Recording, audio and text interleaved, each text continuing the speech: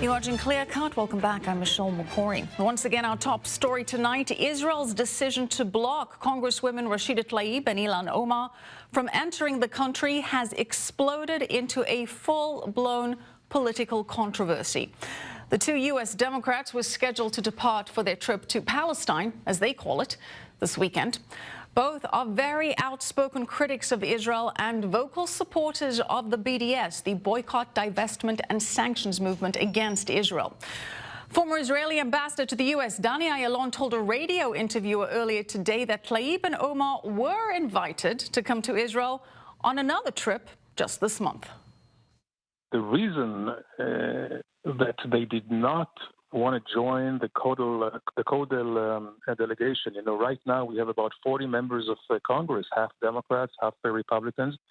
They were actually invited in by their own party and by my very good friend, Congressman Majority Leader Steny Hoyer. They opted not to do that, which points out to the fact that they want to come here for a provocation to discomfort Israel, to really try and render us a country which is not friendly, which is not at all the case. So it really begs the question, why didn't they come? And they would have been offered here all the respect and hospitality as members of Congress deserve. All right, now for more on the response to this from U.S. politicians, let's bring in our senior Washington correspondent, Dan Raviv. Dan, first tell us about how Omar and Tlaib have been responding to this. Yes, they've now issued statements. I have a rather lengthy one from Congresswoman Ilhan Omar. And here perhaps is the key part. She writes, the irony of the only democracy in the Middle East. She puts that in quotes as though it's not really true. Making such a decision is that it's both an insult to democratic values and a chilling response to a visit by government officials from an allied country. Rashida Tlaib, she put out a tweet. And it ends with this. It says the decision is a sign of weakness because the truth of what is happening to Palestinians is frightening.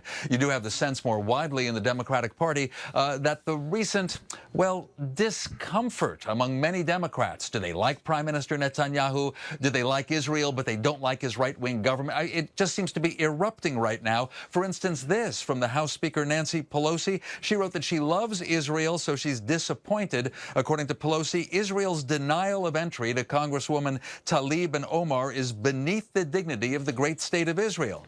But she also blames President Trump for what she calls ignorance and disrespect in what he said about Tlaib and Omar. Michelle? All right, so Dan, Democratic leadership standing behind Tlaib and Omar on this one. Tell us how Republican congressional leaders are responding.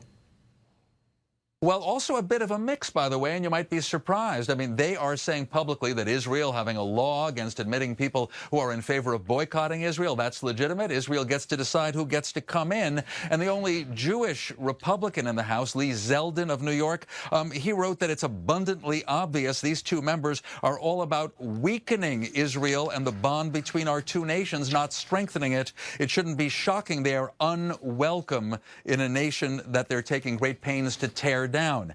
Now, there's also a statement, however, from Kevin McCarthy of California. He's the top Republican in the House.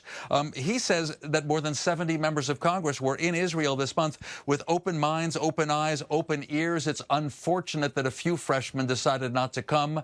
By that he means, among others, Tlaib and Omar. They should have come, he writes, but we ought to add that in Jerusalem this month, he was standing with Steny Hoyer, a senior Democrat, and both of them, McCarthy and Hoyer, said that Israel should allow anyone to come and visit and see for themselves. Trouble is, as you've pointed out, Tlaib and Omar didn't really plan to visit Israel, just go through Ben Gurion Airport and visit East Jerusalem and the West Bank. Michelle? Or Palestine, as they referred to it. Dan, thank you so much. As always, our Dan Raviv live for us in Washington, D.C. All right, was this the right or the wrong decision by the Israeli government to ban the strip? Let's get some expert opinions on this burning question from Marc Ginsberg. He's the former U.S. ambassador to Morocco, and Matt Brodsky. He's a senior fellow at the Security Studies Group. Thank you both for being with us. Ambassador Ginsberg, I'd like to start with you because clearly this was a lose-lose situation for Israel. But was it the right move, in your opinion, to ban Representatives Omar and Tlaib from making this trip? Well, Michelle, let me stipulate that I am no fan of the squad of these two congresswomen. Everything that has been said in the program so far about their support for BDS, their antagonism towards Israel, I fully agree with. However, let's also make sure that everyone who is watching understands that until yesterday, the Israeli government was prepared to approve their visit. And indeed, Ambassador Dermer, the Israeli ambassador in the United States, had issued a statement just a few days ago indicating that the Israeli government had decided to permit these two congresswomen to visit. It was only apparently as a result of Mr. Trump's tweet that Prime Minister Netanyahu reversed his government's decision.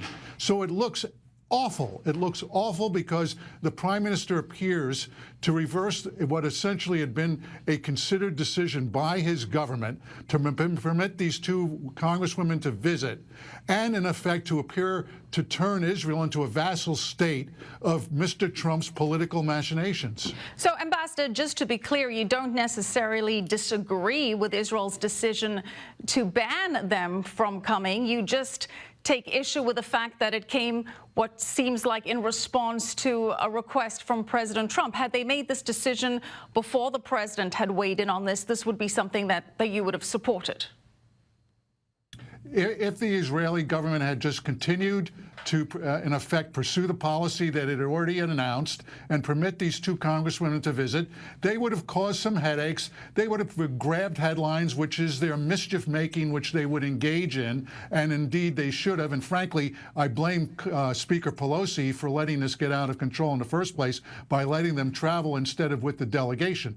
But the fact of the matter is that Mr. Netanyahu has one eye on his re-election campaign and one eye on the White House. And so I disagree with the decision of Mr. Netanyahu to reverse his government's decision, which was announced to permit these two congresswomen to visit.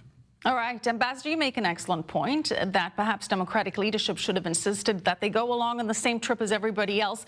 Matt, what is your thought on this? Because as Ambassador Ginsberg says, this has made this into a much bigger story and a much bigger issue and has generated international headlines. So was this the right move by the Israeli government?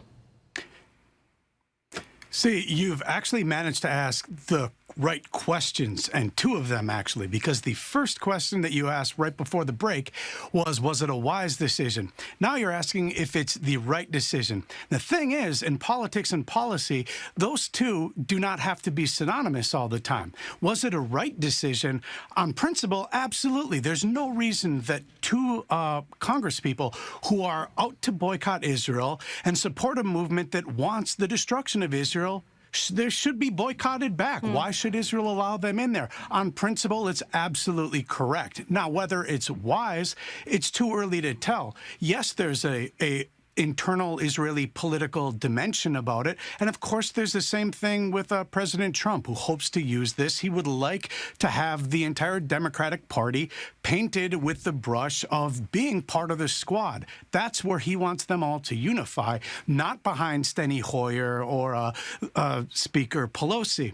So there are two different political goals, but the bottom line here is that we're not going to know what the exact fallout is for a while. Both political sides are going to end up using this. Ambassador, it's hard to argue that this trip was not a trip made in bad faith. If you look at the itinerary, the listed destination of the trip was Palestine, not Israel. And unlike all the Democratic and Republican members of Congress who have visited Israel before, they did not request to meet any Israeli officials, either from the government or from the opposition. They requested no briefings on any subject from leading Israeli experts, according to the itinerary that we have. So is there any doubt, Ambassador, that the purpose of this visit was just to delegitimize Israel? I fully agree. I don't believe that they had anything intended here to try to galvanize what essentially have been a responsible position. Each of their statements have been, listen, these two congresswomen who are freshmen have done more mischief to the U.S.-Israeli relationship and stir trouble with the Democratic Party than any two members that I've seen in a long time. I have absolutely no desire to see them permitted to be turned into political martyrs anymore, which is, unfortunately, I believe Mr. Netanyahu has done and played right into Mr. Trump's hands. Oh, wow. So I mean, I think that they were going to engage in mischief. Ambassador, mischief, that's a very euphemistic term that you're using there. Matt, let's take a look at the response that we got from Congresswoman Omar. She writes, Trump's Muslim ban is what Israel is implementing. So now they're pushing that this is a Muslim ban. Now, granted, both of these congresswomen are Muslim, but let's keep in mind, Matt, that thousands of Muslims come into Israel via Ben Gurion Airport every single day. So hard to say that this is a Muslim ban.